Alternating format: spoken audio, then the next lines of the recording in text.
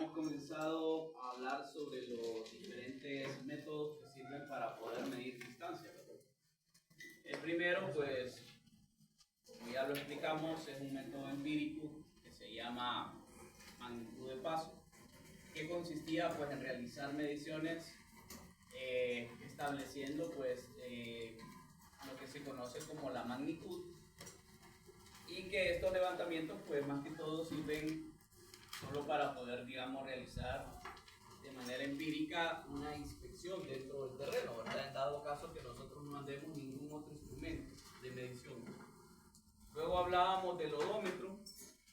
El odómetro, decíamos, consistía en medir mediante una rueda. Eso quiere decir que vamos a conocer el dato de su circunferencia mediante la fórmula de 2pi por r, y luego a través de esa fórmula contabilizar el número de vueltas, y así es como podemos realizar ese tipo de mediciones.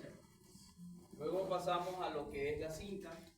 Decíamos que la cinta pues es el método de mayor facilidad de uso debido a su economía, ¿verdad? Porque son baratas relativamente en comparación a los otros métodos. Pero que teníamos que tener en cuenta que era la catenaria. La catenaria es el error más famoso de la cinta, ¿verdad? El cual consiste pues obviamente en que la cinta por su propio peso va a realizar una especie de curvatura, ¿verdad? Y por lo tanto pues para poderla reducir teníamos en cuenta varios factores, ¿verdad? Uno de ellos era ejercer tensión, el otro era tener en cuenta el viento, ¿verdad? Que cuando hace viento no podemos realizar mediciones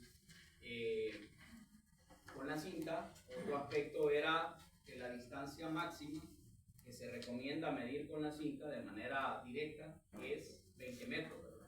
Y por lo tanto tenemos que realizar diferentes secciones o diferentes pasos para poder realizar mediciones de más de 20, ¿verdad? Entonces tenemos que dividir justamente esa distancia en secciones para ir avanzando, ¿verdad?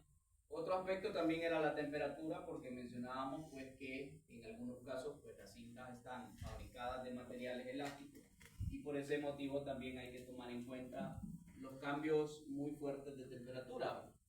Otro aspecto también es cuando el terreno no es plano y que por lo tanto tenemos que cuidar que las mediciones sean horizontales. Entonces, para poder hacer eso, habíamos dicho que el método correcto es hacer esto, ¿verdad? Tener que ir avanzando poco a poco, tener cuidado que la persona que esté en la parte más baja del terreno sea la persona más alta, ¿verdad? Para poder sujetar la cinta lo más elevado posible, y la otra persona que está arriba se puede agachar, ¿verdad? En ese aspecto lo que queremos es garantizar que la cinta esté horizontal y que no vaya a estar inclinada como la forma del terreno, así como aparece aquí, ¿verdad? Bueno, si no me equivoco, creo que ayer nos quedamos acá, ¿verdad? Esta parte de lo de la cinta. Avancemos entonces con el método número 4, el cual se conoce como la estadia.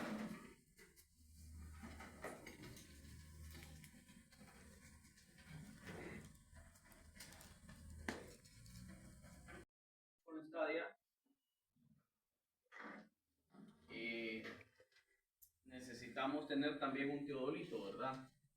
Y tal vez aquí en la imagen no se logra visualizar bien, pero la persona que está aquí en el otro extremo es la persona que está sujetando la estadia en un punto en donde nosotros queremos calcular la distancia, ¿verdad? ¿La distancia desde dónde? La distancia desde donde se encuentra precisamente el teodolito. Nos interesa justamente obtener esta distancia horizontal. Entonces, una de las ventajas que tiene la estadia en comparación a los otros métodos anteriores es que usted puede realizar mediciones de manera directa sin importar a qué separación se encuentre, ¿verdad? Eso significa que aquí no hay un límite, así como el que existe, por ejemplo, con la cinta, ¿va? Si tenemos, digamos, una distancia de 100 metros y la vamos a medir con la cinta, tenemos que ir de 20 en 20, o sea, prácticamente tenemos que hacer 5 mediciones, ¿verdad?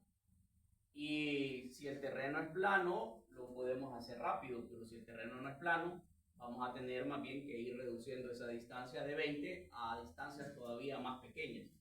Pero la ventaja del estadia es que no existe entonces ningún límite aquí para poder realizar mediciones, sino que usted lo hace de manera inmediata, ¿verdad? De manera directa. Otra ventaja que tiene el Stadia es que no solamente me da la distancia horizontal, sino que también me da la distancia vertical. ¿Qué quiere decir eso? Quiere decir entonces que con este método yo también puedo obtener diferencias de elevación. Entonces por eso a veces se utiliza para poder realizar levantamientos de terrenos en donde además de conocer las distancias, nos interesa también conocer las curvas de nivel, ¿verdad? Nos interesa también conocer cuáles son las propiedades que tienen los puntos que estamos midiendo, si están por arriba o están por debajo del sitio donde usted está realizando la medición. Por ejemplo, ¿cómo se realiza, verdad? Se realiza, como ya les decía, a través de un teodolito. Cuando nosotros vemos a través del lente, vamos a ver que principalmente el Stadia es como una especie de regla, ¿verdad? Como una regla gigante que tiene entre 4 y 5 metros de altura, ¿verdad? Entonces, a través del lente, usted se va a encargar de visualizar una serie de divisiones. El lente va a tener 3 divisiones, una que le vamos a llamar límite medio, a esta le vamos a llamar límite superior y a la otra línea que está aquí abajo le vamos a llamar límite inferior. Entonces, con estos valores que nosotros tenemos aquí, más el ángulo vertical que nos arroje la medición del teodolito, vamos a poder introducirlos dentro de dos fórmulas que las vamos a ir viendo más adelante.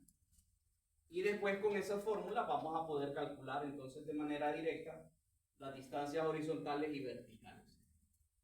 Por ejemplo, nosotros una vez necesitábamos tener la distancia desde la entrada de la biblioteca hasta donde se encuentra la entrada de la universidad, allá por donde están los guardias, ¿verdad? En el pórtico de la entrada.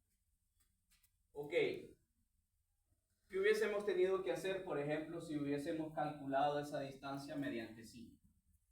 ¿Y cuánto tiempo creen ustedes que nos hubiese tardado hacer ese levantamiento? Calcular esa distancia de la biblioteca a la entrada del aula. ¿Qué procedimiento teníamos que hacer si lo hubiésemos hecho con 5? Y el de 20 en 20, tal vez de 20 en 20, ¿verdad? Pero ¿qué pasa?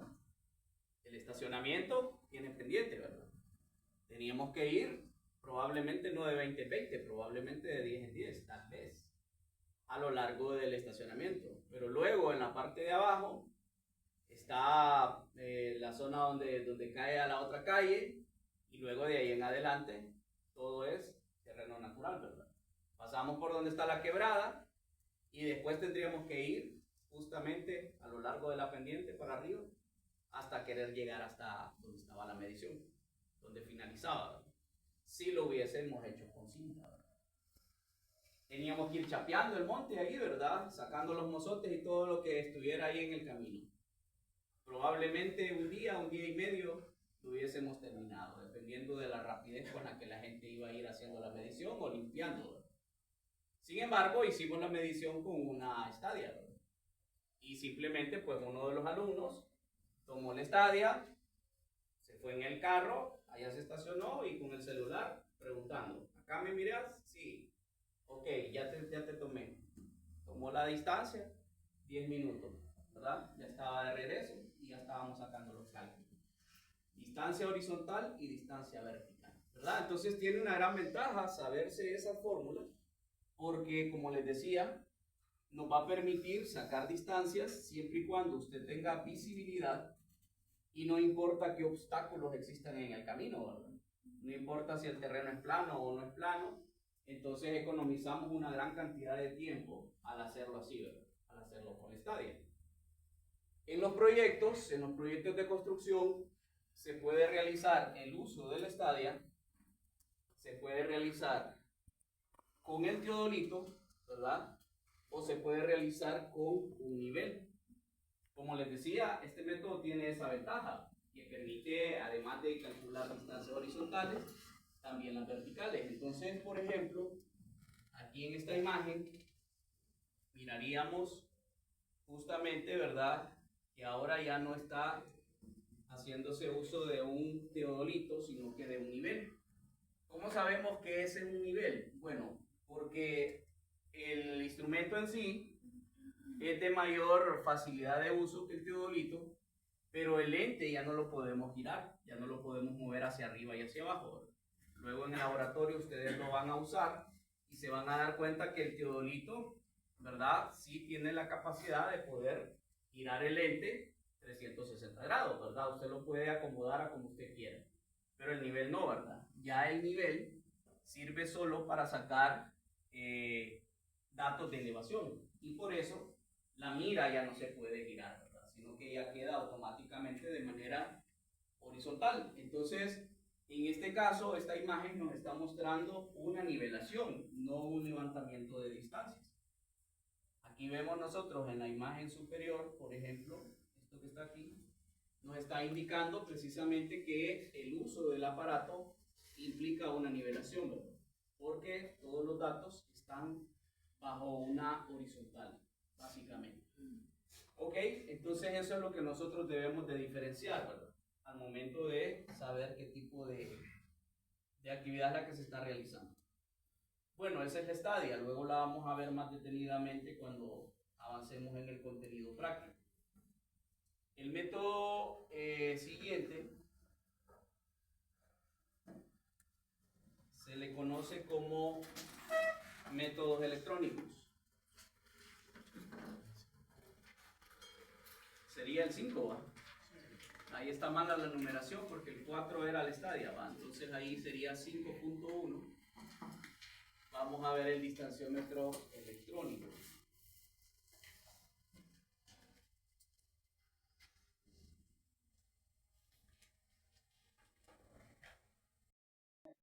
De distanciómetro electrónico, pues el distanciómetro electrónico, como más o menos acá lo vamos a visualizar,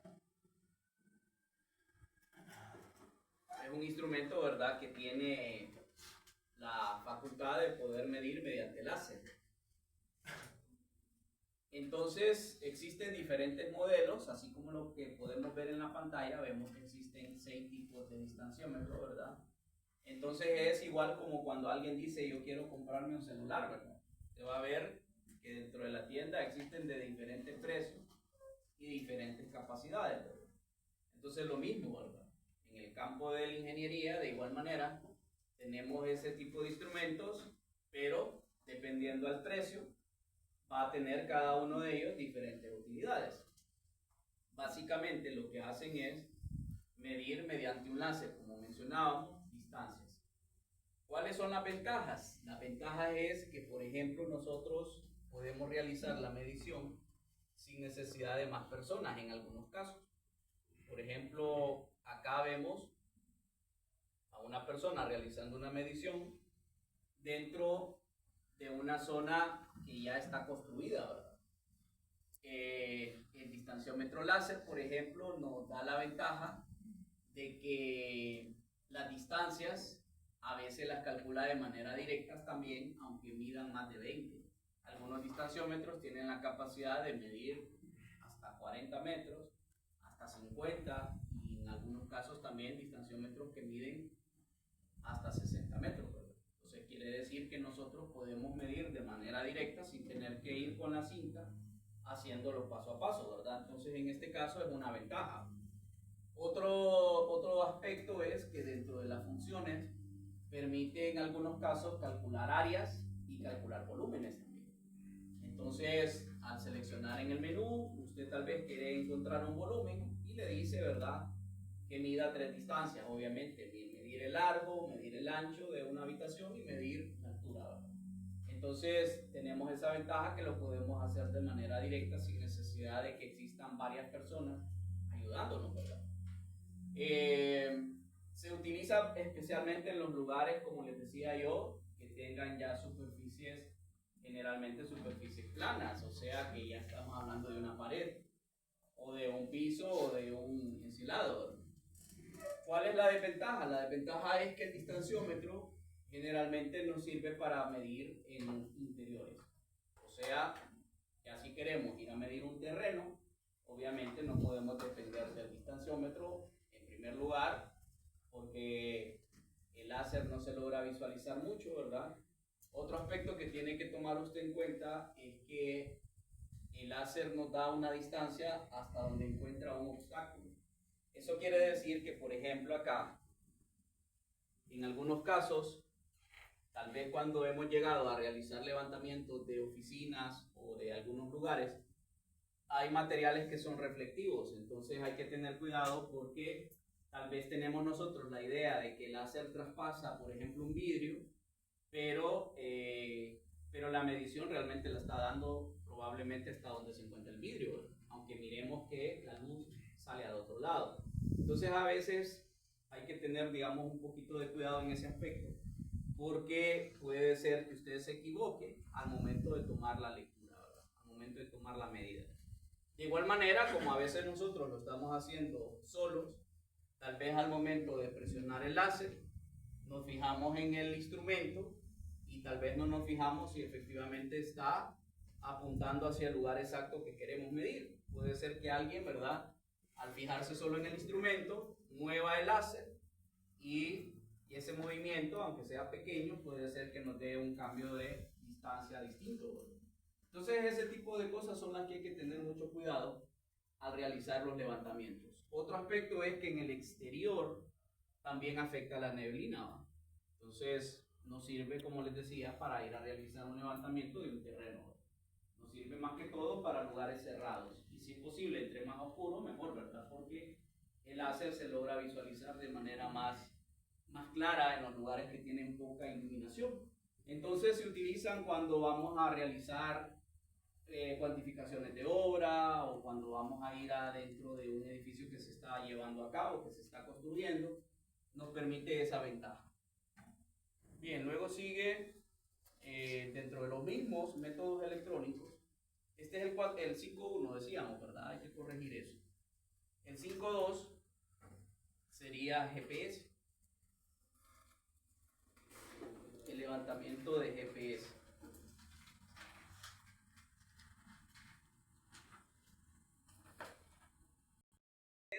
En español significa, ¿verdad?, el sistema de posicionamiento global.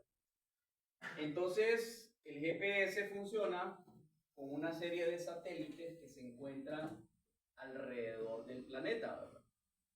Entonces, los GPS permiten poder calcular mediante un sistema de coordenadas la posición exacta que tiene cualquier punto dentro de la Tierra, ¿verdad? Una posición que va a ser, digámoslo así, de manera individual. Entonces, cuando el sistema de GPS comienza a tomar señal, comienza a tener, pues obviamente, la señal de varios satélites. Entre mayor cantidad de satélites tengamos, más preciso va a ser el punto que estemos nosotros calculando, ¿verdad? Eso quiere decir que mínimamente se recomienda que existan por lo menos 3 satélites para tomar una medida. Eso es lo menos. Eso quiere decir que, como les había dicho yo la semana pasada, cuando usted, por ejemplo, envía la ubicación, ¿verdad?, mediante WhatsApp o cualquier otro sistema, usted debe de esperar, si es posible, una cantidad de tiempo, ¿verdad? No enviar la ubicación de manera directa al abrir aquí la aplicación de un solo, sino que debemos esperar precisamente a que nuestro dispositivo capte la mayor cantidad de señales, ¿verdad? Lo mismo pasa con el aparato en sí, ¿verdad? Ya con el aparato especializado, con el GPS para medición, el GPS comienza a cargar los satélites más cercanos que se encuentran dentro de la localización que queremos tomar. Pero si nosotros queremos realizar una medición, no tenemos que hacerlo corriendo, ¿va? O sea, espérese. Haga lo posible de esperar un rato que cargue la mayor cantidad de satélites. Entonces, hay GPS que trabajan, por ejemplo, con 12 satélites en adelante, ¿verdad? 12 satélites, 15 satélites, 20 satélites. Y hay algunos que toman hasta 50 satélites. Eso quiere decir, ¿verdad?, que, como les decía, entre mayor cantidad de tiempo usted tenga el GPS encendido, más precisa va a ser la medición. Entonces hay que hacerlo de esa manera. Hay personas que se equivocan, ¿verdad? Hay personas que creen que solo porque el GPS nos ayuda bastante en el trabajo de campo y lo hacen de manera rápida, pero no se esperan el tiempo suficiente. Como las mediciones se realizan más que todo al exterior, quiere decir que este aparato no lo podemos usar para medir adentro de un estacionamiento, de un túnel, ¿verdad? Porque obviamente ya esos lugares están cerrados y nos bloquean la señal, ¿verdad? Es lo mismo que un celular, ¿verdad? Es como que usted quiera hacer una llamada, digamos, desde un ascensor o desde un túnel de un edificio, ¿verdad? La señal es reducida. Lo mismo pasa con el instrumento, ¿verdad? No lo podemos usar para medir adentro de un edificio. Esto sirve para realizar mediciones externas. Y también dependemos del clima. O sea que si es un día muy nublado, un día que está lloviendo, etc., probablemente usted va a tener que esperar más tiempo, ¿verdad? Vamos a tener que depender especialmente si hay suficiente visibilidad en el cielo para realizar mediciones. En esta época más bien es al revés, ¿verdad? En el caso del verano, para nosotros más bien realizar mediciones, vemos que ya al encender el GPS comienza a cargar satélites de forma un poco más rápida, porque tal vez los cielos están despejados, ¿verdad? Entonces, aquí en nuestro país se puede decir pues que tenemos ese aspecto. A veces interfiere la vegetación de un lugar también. Y hay lugares en donde incluso existe bastante pino y el pino también genera interferencia, ¿verdad? Entonces hay lugares en donde tal vez, por mucho que sea al exterior, pero está rodeado de un bosque o algo así, entonces usted no va a poder realizar mediciones con GPS también. Va a ver que rápido pierde señal o que a veces nos da un rango de margen que es muy grande al momento de realizar una medición. Ahora, el mismo instrumento nos dice qué tan preciso es con respecto a las mediciones de las coordenadas X, Y y Z, ¿va? Porque una de las ventajas que tiene el instrumento es que marca también elevaciones. Pero a veces ese margen de error anda, como les decía yo, por algún rango, dependiendo de la calidad de señal que usted tenga, ¿verdad? Si es un levantamiento en donde usted tiene tal vez no la necesidad de una alta precisión de forma inmediata, lo puede hacer así, ¿verdad?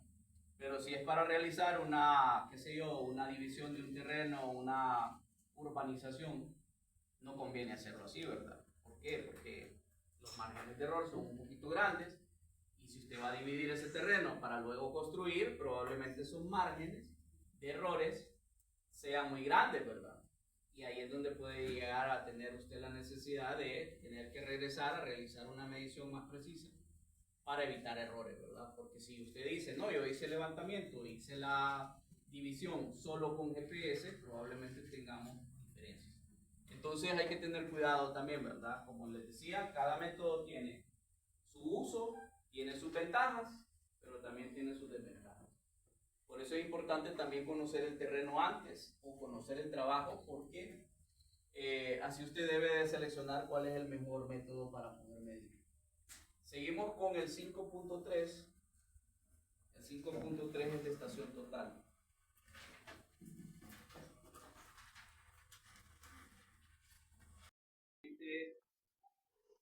La estación total es un instrumento que nos permite realizar mediciones también de manera directa, y es como que nosotros tengamos acá la unión de los métodos anteriores, ¿verdad? En uno solo. La estación total es un instrumento que tiene un sistema de coordenadas que nosotros debemos de seleccionar. Generalmente ocupamos también un GPS, ¿verdad? Para poder ingresar un sistema de coordenadas geográficas o coordenadas UTM para poder comenzar a realizar un levantamiento. Si no lo tenemos, porque puede ser que ese día usted dijo, lo dejé olvidado, usted puede también tomar un sistema de coordenadas asumido, ¿verdad? Si no tiene la necesidad de georreferenciar el plano, sino que solamente realizar mediciones. Entonces, podemos nosotros colocar aquí cualquier valor que queramos de inicio, solo para realizar el trabajo y luego lo podemos reacomodar ya en la oficina, ¿verdad? Pero vaya, ¿cuál es la ventaja? Obviamente, pues, esto trabaja con un prisma. El prisma es el instrumento que está aquí.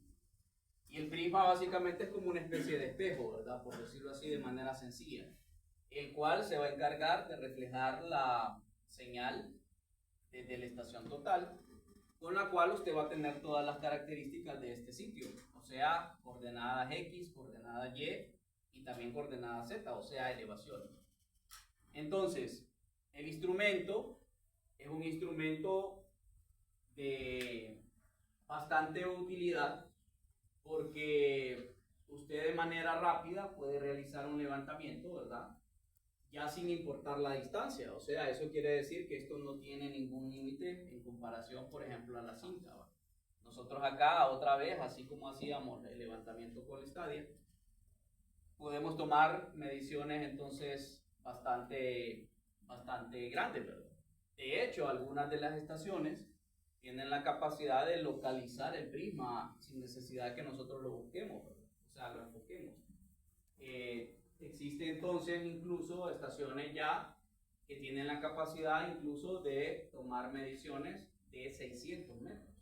Entonces imagínense usted querer hacer una medición de 600 metros con una cinta, la cantidad de tiempo que ocuparíamos, mientras que nosotros con la estación total, con tal tengamos visibilidad, o sea, no tengamos ningún tipo de interferencia, podemos entonces tomar grandes distancias, ¿verdad? Y obviamente pues se utiliza junto con un bastón que la persona debe de sujetar y luego ir haciendo entonces mediciones de forma más rápida. Eso es lo que podemos hacer.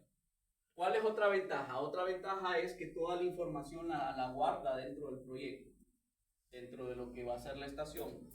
Y luego usted puede exportar esta información mediante un cable USB a una computadora, ¿verdad?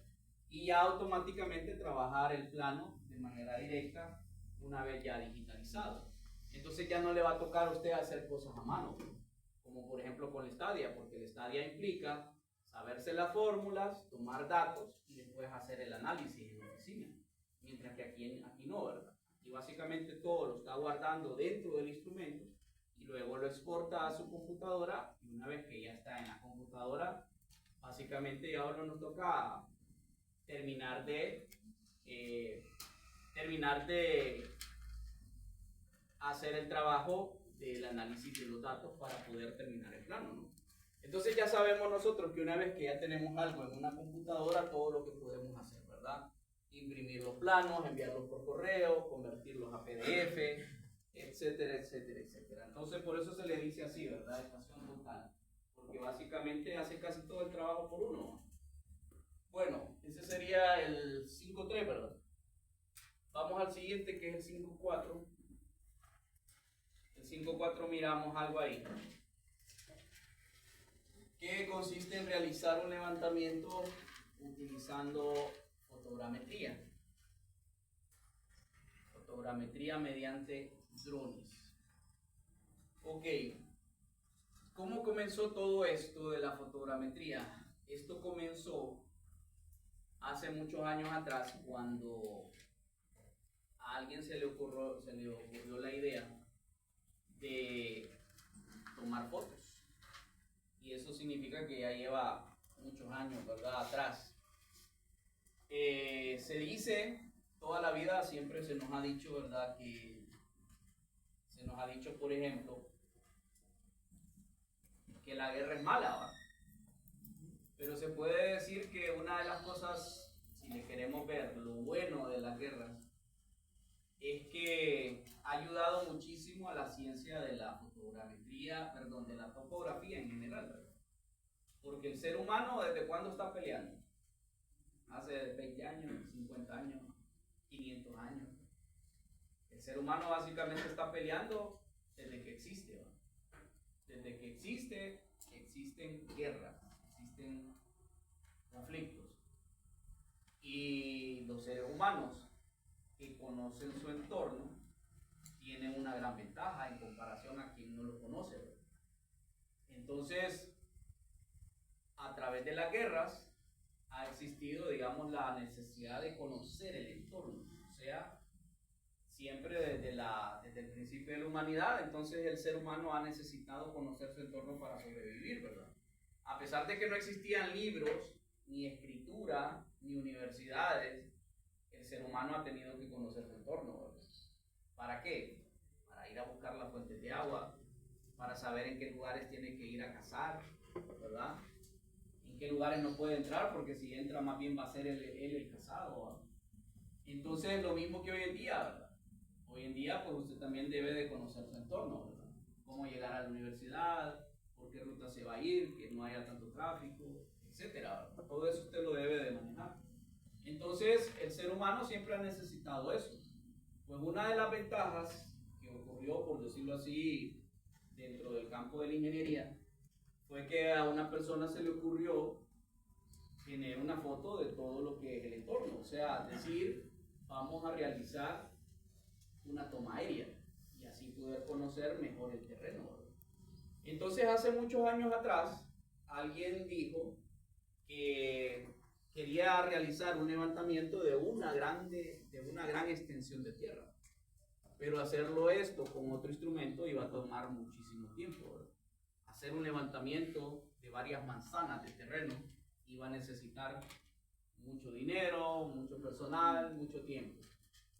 Entonces, cuando después el ser humano logró inventar la aviación, a uno de ellos se le ocurrió colocar una cámara, ¿verdad?, en un avión y empezar a tomar fotos para el suelo, ¿verdad?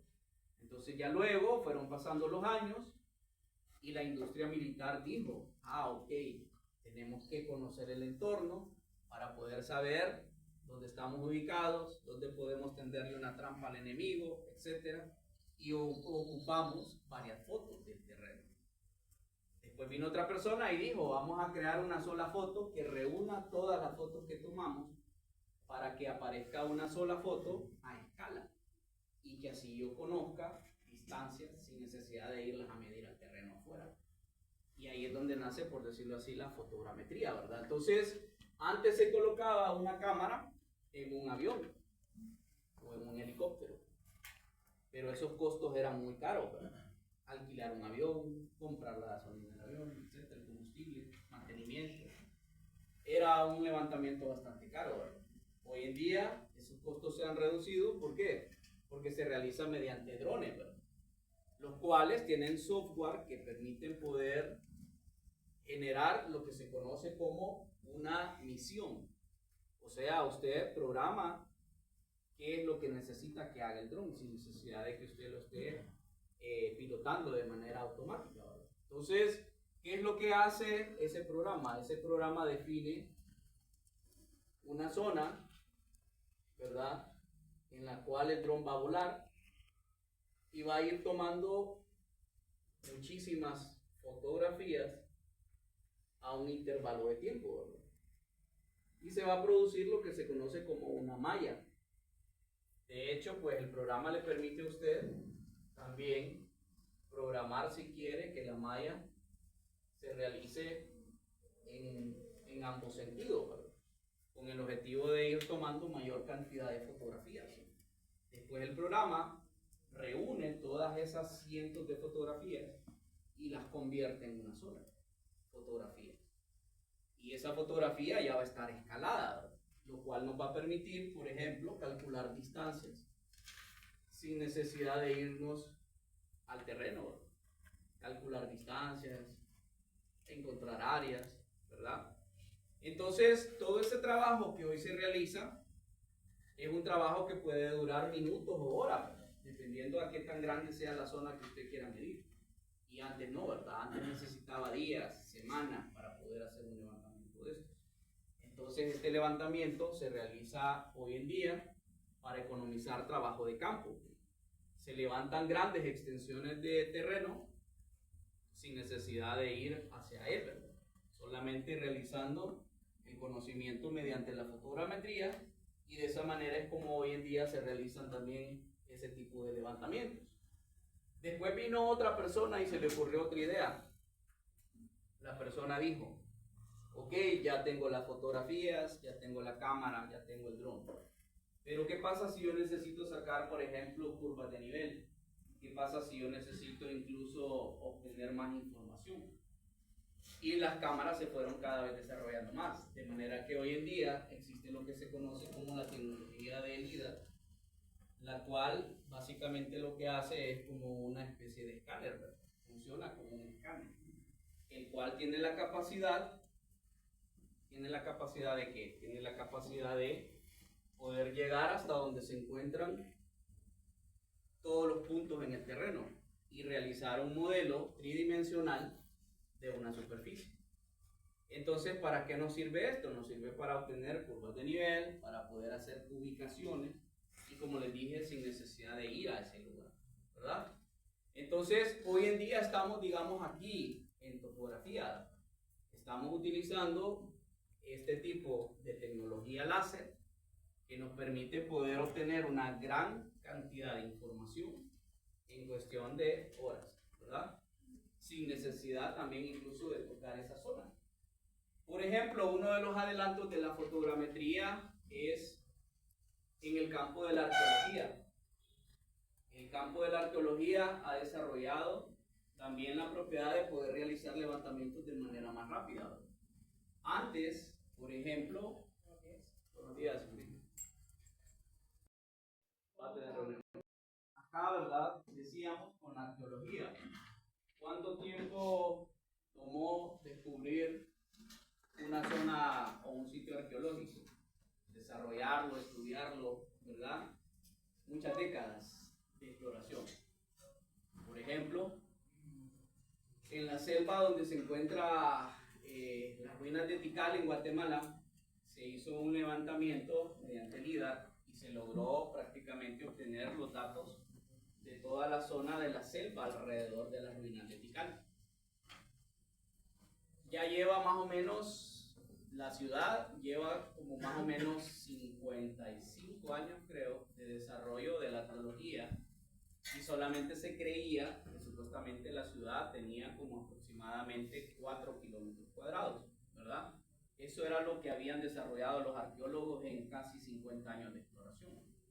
Y cuando se hizo el levantamiento mediante LIDAR, se descubrió que la ciudad no tenía 4 kilómetros, sino que descubrieron ruinas en lugares donde se creía, o mejor dicho, donde hoy en día solamente se ve vegetación, hay selva, pero debajo de esa selva hay estructuras, ¿verdad? Piramidales que hicieron los mayas, y que ese levantamiento, básicamente desde el 2019, creo, para aquí, descubrió que precisamente la ciudad tenía 16 kilómetros cuadrados. Y entonces significa que probablemente ahí hay trabajo para unos 50 años más de arqueología, ¿verdad?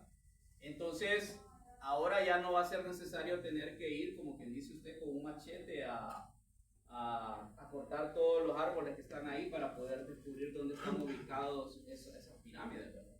Sino que ya de manera directa se llega a los sitios mediante helicóptero y se dice que según el levantamiento de LIDAR, aquí hay una pirámide. Ya llegan hasta el sitio y empiezan a estudiar, ¿verdad? Entonces es una gran ventaja, porque de hecho los ingenieros ambientales también dicen eso, ¿verdad? Los ingenieros ambientales dicen, los ingenieros civiles y los arquitectos son los principales depredadores del ambiente, ¿verdad? Cuando hacen una carretera son los que queman los árboles, los que queman los bosques. Si es de arqueología igual, ¿verdad? Son los que cortan todos los árboles y todo lo demás. Ahora no es necesario hacer eso. Bueno, continuamos en la siguiente clase.